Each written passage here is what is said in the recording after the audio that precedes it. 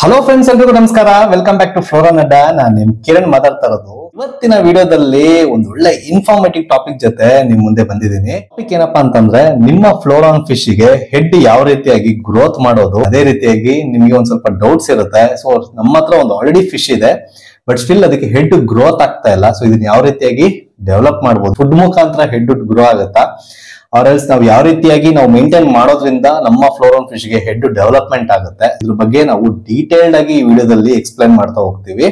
So ಪ್ರತಿಯೊಂದು point to point explain ಮಾಡ್ತಾ ಹೋಗ್ತೀವಿ. ಸೊ ಡೆಫಿನೆಟ್ಲಿ ನಿಮ್ ಫಿಶ್ಗೂ ಕೂಡ ಒಂದು ಒಳ್ಳೆ ಹೆಡ್ ಡೆವಲಪ್ಮೆಂಟ್ ಆಗೋದು ಖಂಡಿತ ಹಾಗೆ ಆಗುತ್ತೆ. ಸೊ ವಿಡಿಯೋನ ಟಿಲ್ ಎಂಡ್ ತನಕ ನೋಡಿ, ಯಾರು ಮಿಸ್ ಮಾಡ್ಕೊಳಕ್ ಹೋಗ್ಬೇಡಿ. ಸೊ ವಿಡಿಯೋ ತುಂಬಾ ಇನ್ಫಾರ್ಮೇಟಿವ್ ಆಗಿರುತ್ತೆ. ಸೊ ಬನ್ನಿ ವಿಡಿಯೋನ ಸ್ಟಾರ್ಟ್ ಮಾಡೋಣ.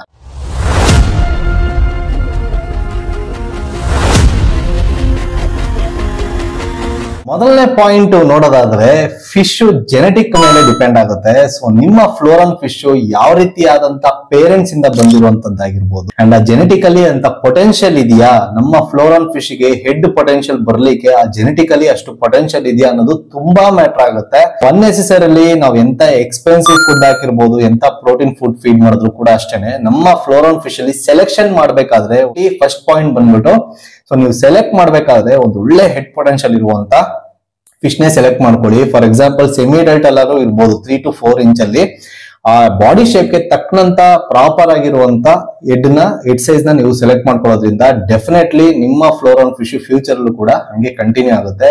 ಡೆಫಿನೆಟ್ಲಿ ಆ ಜೆನೆಟಿಕ್ ಮೇಲೂ ಕೂಡ ತುಂಬಾ ಮೇನ್ ಇಂಪಾರ್ಟೆನ್ಸ್ ಬರುತ್ತೆ. ಸೆಕೆಂಡ್ ಪಾಯಿಂಟ್ ನೋಡೋದಾದ್ರೆ, ನಿಮ್ಮ ಫ್ಲೋರಾನ್ ಫಿಶ್ ಗೆ ಡೆಫಿನೆಟ್ಲಿ ಒಂದು ಒಳ್ಳೆ ಹೈ ಪ್ರೋಟೀನ್ ಫುಡ್ ನ ನೀವು ಫೀಡ್ ಮಾಡ್ಲೇಬೇಕು. At least for example semi adult ಅಲ್ಲಿ ಇದೆ ನಮ್ ಫಿಶ್, 3 to 4 ಇಂಚ್ ಅಲ್ಲಿ ಇದೆ ನಮ್ ಫಿಶ್ ಅಂತ ನೋಡೋದಾದ್ರೆ, ಒಂದು ಒಳ್ಳೆ high protein food, for example ಹಂಪಿಯೇಟ್ ಆಗಿರ್ಬೋದು, especially for flowerhorn fish foods ಇವಾಗ ಮಾಡಿದಾರೋ, ಸೊ ಅದನ್ನ ಸ್ಪೆಸಿಫಿಕ್ ಆಗಿರುವಂತ ಫುಡ್ ನ ಮಾತ್ರ ಯೂಸ್ ಮಾಡೋದ್ರಿಂದ ನಿಮ್ಗೆ ಹೆಡ್ ಎನರ್ಜಿ ತುಂಬಾ ಫಾಸ್ಟ್ ಆಗುತ್ತೆ. ಅಂಡ್ ಅದೇ ರೀತಿಯಾಗಿ ಒಳ್ಳೆ ಹೈ ಪ್ರೋಟೀನ್ ಫುಡ್ ನ ಫೀಡ್ ಮಾಡಿ, ಫಾರ್ ಎಕ್ಸಾಂಪಲ್ ಹಂಪಿಯೇಟ್ ಆಗಿರ್ಬೋದು, ಆರ್ ಎಲ್ಸ್ ಒಟಿಕೋ ಪ್ಲಾಟಿನಮ್ ಆಗಿರ್ಬೋದು. ಸೊ ಈ ರೀತಿಯಾದಂತ ಫುಡ್ ನ ಯೂಸ್ ಮಾಡೋದ್ರಿಂದ ನಿಮ್ಗೆ ಒಳ್ಳೆ ರಿಸಲ್ಟ್ ಬರೋದಂತೂ guarantee. But end of the day ನಿಮ್ಗೆ ಜೆನೆಟಿಕಲ್ಲೂ ಕೂಡ ಅಷ್ಟೇ ಪೊಟೆನ್ಶಿಯಲ್ ಇರಬೇಕು. ಸೊ 70% ನಿಮ್ಗೆ ಜೆನೆಟಿಕ್ ಇತ್ತು ಅಂದ್ರೆ 30% ಅಟ್ಲೀಸ್ಟ್ ನಿಮ್ಗೆ ಫುಡ್ ಪುಷ್ ಮಾಡ್ಕೊಡುತ್ತೆ ಹೆಡ್ಗೆ. ಈ ರೀತಿಯಾಗಿ ಫುಡ್ ತುಂಬಾ ಮೇಜರ್ ರೋಲ್ ಪ್ಲೇ ಮಾಡುತ್ತೆ. ಹಂಗಂತ ನಾವು ಲೈಫ್ ಟೈಮ್ ಕೂಡ ನಾವು ಅದನ್ನೇ ಫುಡ್ ನ ಕಂಟಿನ್ಯೂ ಮಾಡೋಂಗಿಲ್ಲ. ಸೊ ಡೇ ಬೈ ಡೇ ಹೋಗ್ತಾ ಹೋಗ್ತಾ ಪ್ರೋಟೀನ್ ಲೆವೆಲ್ ನ ರೆಡ್ಯೂಸ್ ಮಾಡ್ಬೇಕಾಗುತ್ತೆ. ಪ್ರೋಟೀನ್ ಕೊಟ್ಟಿದ ತಕ್ಷಣ ನಮ್ಗೆ ಹೆಡ್ ಡೆವಲಪ್ಮೆಂಟ್ ಆಗುತ್ತೆ, ಇನ್ನೂ ಬೂಸ್ಟ್ ಆಗುತ್ತೆ ಅಂತ ನೀವು ಲೈಫ್ ಟೈಮ್ ಕೊಟ್ರೆ ಫಿಶ್ ಲೈಫ್ ಸ್ಪೆನ್ ಕೂಡ ಕಡಿಮೆ ಆಗ್ತಾ ಹೋಗುತ್ತೆ. ಸೊ ಆ ರೀಸನ್ಗೋಸ್ಕರ ರೆಡ್ಯೂಸ್ ಮಾಡ್ತಾ ಹೋಗಿ. ಸೊ ಇದಾದ್ಮೇಲೆ ಥರ್ಡ್ ಪಾಯಿಂಟ್ ಬಂದ್ಬಿಟ್ಟು ಟ್ಯಾಂಕ್ ಸ್ಪೇಸ್. ನಾವೇನಾದ್ರೂ ಕಂಜೆಸ್ಟೆಡ್ ಆಗಿ ನಾವು ಫಿಶ್ ನ ಇಡ್ತಾ ಇದೀವಿ, ಅದಕ್ಕೆ ಪ್ರಾಪರ್ ಆಗಿರುವಂತ ಸ್ಪೇಸ್ ಕೊಡ್ತಾ ಇಲ್ಲ ಅಂತ ನೋಡೋದಾದ್ರೆ, ಡೆಫಿನೆಟ್ಲಿ ನಿಮ್ ಫಿಶ್ ಗೆ ಪ್ರಾಪರ್ ಆಗಿರುವಂತ ಎನ್ವಿರಾನ್ಮೆಂಟ್ ಕೊಟ್ಟಿಲ್ಲ ಅಂದಾಗ ನಿಮ್ಮ ಫಿಶ್ ಹ್ಯಾಪಿ ಆಗಿರಲ್ಲ. ಸೊ ಹ್ಯಾಪಿ ಆಗಿಲ್ಲ ಅಂದ್ಮೇಲೆ ಏನಾಗುತ್ತೆ, ಫಿಶ್ ಆಟೋಮೆಟಿಕ್ ಆಗಿ ಸ್ಟ್ರೆಸ್ ಹೋಗುತ್ತೆ. ಸ್ಟ್ರೆಸ್ ಹೋದಾಗ ಏನಾಗುತ್ತೆ, ಇಂಪ್ಯಾಕ್ಟ್ ಆಗದೆ first of all main fish ಏನೇ ಸ್ಟ್ರೆಸ್ ಆದ್ರೂ ಕೂಡ ಫಸ್ಟ್ ಇಂಪ್ಯಾಕ್ಟ್ ಆಗೋದು ನಿಮ್ಗೆ ಹೆಡ್ ಮೇಲೆ. ಸೊ ಹೆಡ್ ಅನ್ನೋದು ಬಂದ್ಬಿಟ್ಟು ಕಾಕ್ ಅಲ್ಲಿ ವಾಟರ್ ಕಂಟೆಂಟ್ ಇರುತ್ತೆ, ಯೂಶಲಿ ಮಾನ್ಸ್ಟರ್ ಕಾಕ್ ಫಿಶಸ್ ಅಲ್ಲೆಲ್ಲ. ಸೊ ಅವಾಗ ಏನಾಗುತ್ತೆ, ಆಟೋಮೆಟಿಕ್ ಸ್ಟ್ರೆಸ್ ಹೋಗಿದೆ, ಹೆಡ್ ಎಲ್ಲ ಕೊಲ್ಯಾಪ್ಸ್ ಆಗ್ಬಿಡುತ್ತೆ. That is the reason. ಅದಕ್ಕೆ ಬೇಕಾಗಿರುವಂತ free space, ideal tank size ಬಂದ್ಬಿಟ್ಟು 2.5 ಅಡಿ ಲೆಂತ್ ಇರಬೇಕು, ಇಲ್ಲ 3 ಅಡಿ ಇದ್ರೆ ಇನ್ನೂ ಕನ್ವೀನಿಯಂಟ್. ಸೊ ನಿಮ್ಮ ಮನೆಯಲ್ಲಿ ಯಾವ ರೀತಿಯಾಗಿ ಕನ್ವೀನಿಯಂಟ್ ಆಗಿರುತ್ತೋ ಸೊ ಆ ರೀತಿಯಾಗಿ ನೀವು ಟ್ಯಾಂಕ್ ನ ರೆಡಿ ಮಾಡ್ಕೋಬಹುದು. ಬಟ್ ಐಡಲ್ ನಾವ್ ಹೇಳೋದು 2.5 ಅಡಿಯಿಂದ 3 ಅಡಿ ಲೆಂತ್ ಅಲ್ಲಿ ಇರುವಂತ ಟ್ಯಾಂಕ್ ನ ಲೆಂತ್ ಅಲ್ಲಿ ಇರಬೇಕು, ವಿಡ್ತ್ 1 feet ಇರಬೇಕು, ಹೈಟ್ 1.5 feet ಕಂಪಲ್ಸರಿ ಇರಬೇಕು. ಸೊ ಈ ರೀತಿಯಾಗಿರುವಂತ ಸ್ಪೇಸ್ ನ ನಾವು ಫಿಶ್ ಗೆ ಕೊಡೋದ್ರಿಂದ ಫಿಶ್ ಫ್ರೀ ಸ್ವಿಮ್ಮಿಂಗ್ ಮಾಡುತ್ತೆ, ಫ್ರೀ ಆಗಿ ಓಡಾಡ್ಕೊಂಡಿರುತ್ತೆ. ಸೊ ದಟ್ ಫಿಶ್ ಹ್ಯಾಪಿ ಆಗಿದ್ದಷ್ಟು ಫಿಶ್ ಹೆಲ್ತಿ ಆಗಿರುತ್ತೆ ಅಂತ ಅರ್ಥ. ಸೊ ಹೆಡ್ ಡ್ರಾಪ್ ಆಗೋದಕ್ಕೆ ಪಾಸಿಬಿಲಿಟಿನೇ ಇರಲ್ಲ, ಹೆಡ್ ಸ್ಟ್ರಿಂಕ್ ಆಗೋದಾಗ್ಲಿ ಈ ತರದ್ ಯಾವ್ದು ತೊಂದರೆ ಬರೋದಿಲ್ಲ. ಸೊ ಸ್ಪೇಸ್ ಕೂಡ ತುಂಬಾ ಮೇಜರ್ ಆಗಿರುವಂತ ರೋಲ್ ನ ಪ್ಲೇ ಮಾಡುತ್ತೆ. ಟೆಂಪರೇಚರ್, ಸೊ ನಮ್ಮ ಫ್ಲೋರಾನ್ ಫಿಶ್ ಗೆ ನಿಮ್ಗೆ ಗೊತ್ತಿರುವಂಗೆ 28 to 30 ಡಿಗ್ರಿ ಒಳಗಡೆ ಇರಬೇಕು. ಸೊ ಯಾವುದೇ ಕಾರಣಕ್ಕೂ ತುಂಬಾ ಕೋಲ್ಡ್ ಕೂಡ ಆಗ್ಬಾರ್ದು, ಅಂಡ್ ಅದೇ ರೀತಿಯಾಗಿ ತುಂಬಾ ಜಾಸ್ತಿ ಓವರ್ ಹೀಟ್ ಕೂಡ ಆಗ್ಬಾರ್ದು. ತುಂಬಾ ಕೋಲ್ಡ್ ಆಯ್ತು ಅಂದ್ರೂ ಕೂಡ ಹೆಡ್ ಸ್ಟ್ರಿಂಕ್ ಆಗೋ ಚಾನ್ಸಸ್ ತುಂಬಾ ಜಾಸ್ತಿ ಇರುತ್ತೆ. So that is the reason ನೀವು ಪ್ರಾಪರ್ ಆಗಿ 28 ಡಿಗ್ರಿಲಿ ಸೆಟ್ ಮಾಡಿ ಬಿಟ್ಬಿಡಿ. ಯಾವುದೇ ಕಾರಣಕ್ಕೂ ನಮ್ಮ ವೆದರ್ ಬಂದ್ಬಿಟ್ಟು ಕ್ಲೈಮೇಟ್ ಬಂದ್ಬಿಟ್ಟು ರೈನಿ ಇದೆ, ವಿಂಟರ್ ಇದೆ, ಸಮ್ಮರ್ ಇದೆ ಅಂದ ತಕ್ಷಣ ನೀವು ಟೆಂಪರೇಚರ್ ನ ಆಫ್ ಮಾಡೋದಾಗ್ಲಿ ಏನು ಮಾಡೋ ರಿಕ್ವೈರ್ಮೆಂಟ್ ಇಲ್ಲ. ಹೀಟರ್ ಬಂದ್ಬಿಟ್ಟು ನಿಮ್ಗೆ ಕೆಲಸ ಏನಪ್ಪಾ ಅಂದ್ರೆ 28 ಡಿಗ್ರಿ ರೀಚ್ ಆಗಿದ ತಕ್ಷಣ ಆಟೋಮೆಟಿಕ್ ಆಗಿ ಅದು ಆಫ್ ಆಗುತ್ತೆ. ನೀವು ಯಾವುದೇ ಕಾರಣಕ್ಕೂ ಹೊರೆಯಾಗೋ ನೆಸೆಸಿಟಿ ಇಲ್ಲ. ನೀವು ಅಬ್ಸರ್ವ್ ಮಾಡಿ ನೋಡಿ, ಸಮ್ಮರ್ ಅಲ್ಲೂ ಕೂಡ ನೀವು ಆಚೆ ಕಡೆ ಇರುವಂತ ಟೆಂಪರೇಚರ್ ಬೇರೆ ಇರುತ್ತೆ, ಬೇಕಾದ್ರೆ ನೀರ್ನ ಟಚ್ ಮಾಡಿ ನೋಡಿ ಸ್ವಲ್ಪ ಕೋಲ್ಡ್ ಇದ್ದೇ ಇರುತ್ತೆ. ಸೊ ಎನ್ವಿರಾನ್ಮೆಂಟ್ ಅಲ್ಲಿ ಇರುವಂತ ಟೆಂಪರೇಚರ್ ಬೇರೆ, ವಾಟರ್ ಟೆಂಪರೇಚರ್ ಬೇರೆ, ಅದನ್ನ ಅರ್ಥ ಮಾಡ್ಕೊಳ್ಳಿ. ದಯವಿಟ್ಟು ಹೀಟರ್ ನ ಎಲ್ಲಾ ಸೀಸನ್ ಅಲ್ಲೂ ಆನ್ ಮಾಡಿ ಬಿಡಿ, ನಿಮ್ಗೆ ಯಾವುದೇ ಕಾರಣಕ್ಕೂ ತೊಂದರೆ ಆಗೋ ಪಾಸಿಬಿಲಿಟಿನೇ ಇರೋದಿಲ್ಲ. ಇದಾದ್ಮೇಲೆ ನೆಕ್ಸ್ಟ್ ಪಾಯಿಂಟ್ ಬಂದ್ಬಿಟ್ಟು ನಿಮ್ಗೆ ಫಿಲ್ಟ್ರೇಷನ್ ತುಂಬಾ ಪ್ರಾಪರ್ ಆಗಿರ್ಬೇಕು. ನೀವ್ ಹಂಗನ್ಬಿಟ್ಟು ಪ್ರಾಪರ್ ಆಗಿ ಫಿಲ್ಟ್ರೇಷನ್ ಇಕ್ಕಿಲ್ಲ, ತುಂಬಾ ಪ್ರೆಷರ್ ಕೊಡ್ತಾ ಇದ್ದೀರಾ, ಫಿಶ್ಗೆ ಸ್ಟ್ರೆಸ್ ಮಾಡ್ತಾ ಇದ್ದೀರಾ, ಪ್ರೆಷರ್ ಮೋಟರ್ ನೀವು ಯೂಸ್ ಮಾಡಂಗಿಲ್ಲ ಅಂತ ನಾನು ಆಲ್ರೆಡಿ ತುಂಬಾ ಸಲ ಹೇಳಿದೀನಿ ವಿಡಿಯೋಸ್ ಅಲ್ಲಿ. ಸೊ ಅದನ್ನ ಕಂಟಿನ್ಯೂ ಮಾಡ್ತಾ ಇದ್ರೆ ದಯವಿಟ್ಟು ಚೇಂಜ್ ಮಾಡಿ ನೋಡಿ. ನಿಮ್ಮ ಫಿಶ್ ಅಲ್ಲೂ ಕೂಡ ಒಳ್ಳೆ ಪೊಟೆನ್ಶಿಯಲ್ ಇದೆ, ಹೆಡ್ ಪೊಟೆನ್ಶಿಯಲ್. ಸೊ ಅದನ್ನ ನೀವು ಮಿಸ್ ಮಾಡ್ಕೊಂತ ಇದ್ದೀರಾ ಆಕ್ಚುಲಿ ಹೇಳ್ಬೇಕಂದ್ರೆ. ಅದಕ್ಕೆ ಬೇಕಾಗಿರುವಂತ ಎನ್ವಿರಾನ್ಮೆಂಟ್ ಯಾವ್ದಪ್ಪ, ಸ್ಮೂತ್ ಫಿಲ್ಟ್ರೇಷನ್ ಇರಬೇಕು ಫಿಶ್ಗೆ. ಸ್ಪಾಂಜ್ ಫಿಲ್ಟರ್ ಇನ್ಸ್ಟಾಲ್ ಮಾಡ್ಕೊಳ್ಳಿ. ಸೊ ನಮ್ಮ ವಿಡಿಯೋಸ್ ಎಲ್ಲ ನೋಡ್ತಿರಲ್ವಾ, ಸೈಡ್ ಅಲ್ಲಿ ತೋರಿಸ್ತಾ ಇದೀನಲ್ವಾ, ಸೊ ಆ ಸ್ಪಾಂಜ್ ಫಿಲ್ಟರ್ ನ ನೀವು ಇನ್ಸ್ಟಾಲ್ ಮಾಡ್ಕೊಳ್ಳೋದ್ರಿಂದ ಫಿಶ್ ತುಂಬಾ ಹೆಲ್ತಿ ಆಗಿರುತ್ತೆ, ಫ್ರೀ ಆಗಿ ಬ್ರೀತ್ ಮಾಡುತ್ತೆ, ಅಷ್ಟು ಸಫಾಕೇಶನ್ ಆಗಲ್ಲ. ಸೊ ದಟ್ ಸ್ಟ್ರೆಸ್ ಹೋಗಲ್ಲ. ಸ್ಟ್ರೆಸ್ ಹೋದ್ರೆ ಏನಾಗುತ್ತೆ, ಆಟೋಮೆಟಿಕ್ ಹೆಡ್ ಡಿಕ್ರೀಸ್ ಆಗುತ್ತೆ. ಸೊ ಆ ಪ್ರೆಷರ್ ಮೋಟರ್ ಯೂಸ್ ಮಾಡೋದ್ರಿಂದ ನಿಮಗೆ ಆ ಪ್ರೆಷರ್ಗೆ ಫಿಶ್ ತಡೆಯಲ್ಲ, ಆಟೋಮೆಟಿಕ್ ಸುಸ್ತಾಗ್ಬಿಡುತ್ತೆ. ಸೊ ಸುಸ್ತಾಗಿ ಏನಾಗುತ್ತೆ, ಹೆಡ್ ಕೂಡ ಡಿಕ್ರೀಸ್ ಆಗೋ ಚಾನ್ಸಸ್ ಜಾಸ್ತಿ ಇರುತ್ತೆ, ಕಲರ್ ಡ್ರಾಪ್ ಆಗೋದು, ಈ ತರದೆಲ್ಲ ಮಲ್ಟಿಪಲ್ ಪ್ರಾಬ್ಲಮ್ಸ್ ಬರೋ ಚಾನ್ಸಸ್ ತುಂಬಾ ಜಾಸ್ತಿ ಇರುತ್ತೆ. So that is the reason filtration correct ಆಗಿ ಇಟ್ಕೊಳ್ಳಿ. ನೆಕ್ಸ್ಟ್ ಪಾಯಿಂಟ್ ಬಂದ್ಬಿಟ್ಟು ವಾಟರ್ ಕ್ವಾಲಿಟಿ. ಸೊ ನೀವು ಯಾವಾಗ ಯಾವ್ದೋ ಹೆಲ್ತಿ ಇಲ್ದಿರುವಂತ ವಾಟರ್ ಯೂಸ್ ಮಾಡೋದಾಗ್ಲಿ, ಈ ತರದೆಲ್ಲ ಮಿಸ್ಟೇಕ್ಸ್ ಮಾಡ್ಕೊಳಕ್ ಹೋಗ್ಬೇಡಿ. ಒಂದು ಒಳ್ಳೆ ಪ್ಯಾರಾಮೀಟರ್ ಇರುವಂತ ವಾಟರ್ ಯೂಸ್ ಮಾಡಿ. ಫಾರ್ ಎಕ್ಸಾಂಪಲ್ ನಾವು ಸಜೆಸ್ಟ್ ಮಾಡ್ತೀವಿ ಆರೋ ವಾಟರ್, ಅಂದ್ರೆ ನೀವು ಕಿಂಟ್ ಅಲ್ಲಿ ಬರುತ್ತಲ್ಲ ಆ ವಾಟರ್ ಅಲ್ಲ, ಕ್ಯಾನ್ ಅಲ್ಲಿ ಬರುತ್ತಲ್ಲ 20 ಲೀಟರ್ಸ್, ಸೊ ಆ ವಾಟರ್ ಯೂಸ್ ಮಾಡಿ 20 ಲೀಟರ್ಸ್.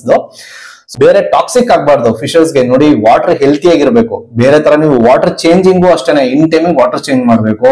ಫಾರ್ ಎಕ್ಸಾಂಪಲ್ ನಾವ್ ಹೇಳ್ತೀವಿ ಅಟ್ಲೀಸ್ಟ್ ವೀಕ್ಲಿ ಮಾಡಕ್ಕಾಗಿಲ್ಲ ಅಂದ್ರೆ 10 to 12 days ಒಂದ್ಸಲ 20 to 30% ಟಾಪ್ ಅಪ್ ಮಾಡ್ಕೊಳ್ಳಿ. ಬಾಟಮ್ ಇಂದ ಪೂಪ್ ಎಲ್ಲ ಕಲೆಕ್ಟ್ ಮಾಡ್ಬಿಟ್ಟು ಫ್ರೆಶ್ ವಾಟರ್ ಆಡ್ ಮಾಡ್ಕೊಳ್ಳಿ. ಸೊ ತುಂಬಾ ಓಲ್ಡ್ ಆದಷ್ಟು ಫಿಶ್ ಗೆ ಟಾಕ್ಸಿಕ್ ಆಗುತ್ತೆ, ಅಮೋನಿಯಾ ಫಾರ್ಮೇಶನ್ ಆಗುತ್ತೆ, ವಾಟರ್ ಪಾಯ್ಸನ್ ಆಗಿ ಕನ್ವರ್ಟ್ ಆಗುತ್ತೆ.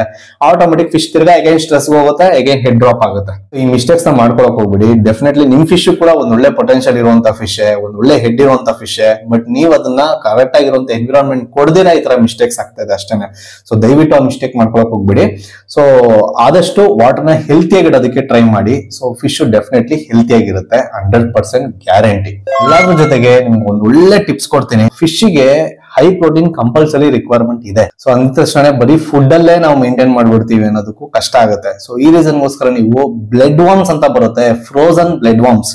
ಸೊ ನಿಮ್ಗೆ ಏನು ಡ್ರೈಡ್ ಸಿಗುತ್ತಲ್ಲ ಬಾಕ್ಸ್ ಅಲ್ಲಿ, ಅದಲ್ಲ ಆಕ್ಚುಲಿ ನಾನು ಸಜೆಸ್ಟ್ ಮಾಡ್ತಾ ಇರೋದು. ಸೊ ಲೈವ್ ಸಿಗುತ್ತೆ, ಲೈವ್ ಸಿಕ್ಕರೆ ಲೈವ್ ಸಿಗೋ ಕಡೆ ಲೈವ್ ಹಾಕಿ, ಸಿಕ್ಲಿಲ್ಲ ಅಂತಂದ್ರೆ ಫ್ರೋಸನ್ ಫ್ರೀಸ್ ಮಾಡಿ ಇಕ್ಕಿರ್ತಾರೆ, ಸ್ಟೆರಿಲೈಸ್ ಮಾಡಿ. ಸೊ ಅಂತದ್ನ ನೀವು ಖಂಡಿತವಾಗ್ಲೂ ಯೂಸ್ ಮಾಡ್ಬೋದು. ಹಂಗಂತ ರೆಗ್ಯುಲರ್ ಆಗಿ ಯೂಸ್ ಮಾಡಕ್ ಹೋಗ್ಬೇಡಿ, ಹೆಡ್ ಬರುತ್ತೆ ಅಂತ.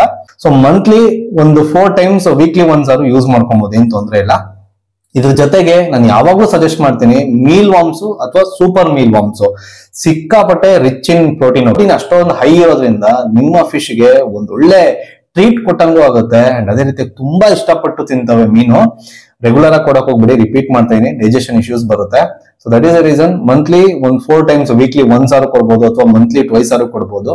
ಸೊ ಈ ರೀತಿ ಕೊಡೋದ್ರಿಂದ ನಿಮ್ಮ ಫಿಶ್ ಗೆ ಡೆಫಿನೆಟ್ಲಿ ಒಂದು ಒಳ್ಳೆ ಹೆಡ್ ಪೊಟೆನ್ಶಿಯಲ್ ಬರೋ ಚಾನ್ಸಸ್ ತುಂಬಾ ಜಾಸ್ತಿ ಇರುತ್ತೆ. ಇನ್ನೊಂದು ಪಾಯಿಂಟ್ ಏನಪ್ಪಾ ಗೊತ್ತಾ, ಫಾರ್ ಎಕ್ಸಾಂಪಲ್ ನಮ್ಮ ಹತ್ರ ಚಿಕ್ಕ ಮರಿ ಇದೆ ಸರ್, ಅದಕ್ಕೆ ನಮ್ಗೆ ಹೆಡ್ ಬರುತ್ತೋ ಬರಲ್ವೋ ಗ್ಯಾರಂಟಿ ಹೆಂಗೆ ಗೊತ್ತಾಗಲ್ಲ ಅಂತ ಅನ್ನೋದಾದ್ರೆ, ಕಂಪಲ್ಸರಿ ಮರಿ ಒಂದ್ ಇಂಚ್ ಬಿಲೋ ಇರೋ ಫಿಶಸ್ಗೆಲ್ಲ ನಾವು ಜಡ್ಜ್ ಮಾಡೋದಕ್ಕೆ ಪಾಸಿಬಿಲಿಟಿನೇ ಇಲ್ಲ. ಸೊ ಯಾವಾಗ ಅದು 2.5 inch ಬರುತ್ತೋ ಅವಾಗಲೇ ಅದ್ರ ರಿಯಲ್ ಪೊಟೆನ್ಶಿಯಲ್ ಗೊತ್ತಾಗೋದು. ಸಮ್ ಟೈಮ್ಸ್ ಜೆನೆಟಿಕ್ ಮೇಲೆ ಡಿಪೆಂಡ್ ಆಗುತ್ತೆ. ಒಂದೊಂದು ಫಿಶಸ್ ಬೇಗ ಪೊಟೆನ್ಶಿಯಲ್ ತೋರಿಸುತ್ತೆ, ಒಂದೊಂದು ಫಿಶಸ್ ಏನಾಗುತ್ತೆ ಅಂತಂದ್ರೆ 3 inch ಎಬೋ ಬಂದ್ಮೇಲೆ ಅದ್ರದ್ದು ಹೆಡ್ ಪೊಟೆನ್ಶಿಯಲ್ ತೋರಿಸುವಂತದ್ದು. ಸೊ ಈ ತರನು ಕೂಡ ಆಗೋ ಚಾನ್ಸಸ್ ಇರುತ್ತೆ. ಸೊ ಅಷ್ಟು ಈಸಿಯಾಗಿ ನಾವು ಜಡ್ಜ್ ಮಾಡೋದ್ ಬೇಡ. ಎಲ್ಲಾ ಫಿಶ್ ನು ಕೂಡ ಒಂದ್ ಒಳ್ಳೆ ಅದು ಆಕ್ಚುಲಿ ಲೈಫ್ ಅಲ್ವಾ. ಸೊ ಅದನ್ನು ಹೆಡ್ ಬಂದಿದ ತಕ್ಷಣ ಅದು ಬ್ಯೂಟಿಫುಲ್, ಹೆಡ್ ಇಲ್ಲ ಅಂದ್ರೆ ಅದು ಏನಲ್ಲ, ಆತರ ಎಲ್ಲ ಟ್ರೀಟ್ ಮಾಡಕ್ ಹೋಗ್ಬಿಡಿ. Head is a part of flowerhorn ಗೆ ಹೆಡ್ ಒಂದು ಪಾರ್ಟ್ ಅಷ್ಟೇ. ಎಲ್ಲಾ ಫಿಶ್ ನು ಒಂದೇ ರೀತಿಯಾಗಿ ಟ್ರೀಟ್ ಮಾಡಿ.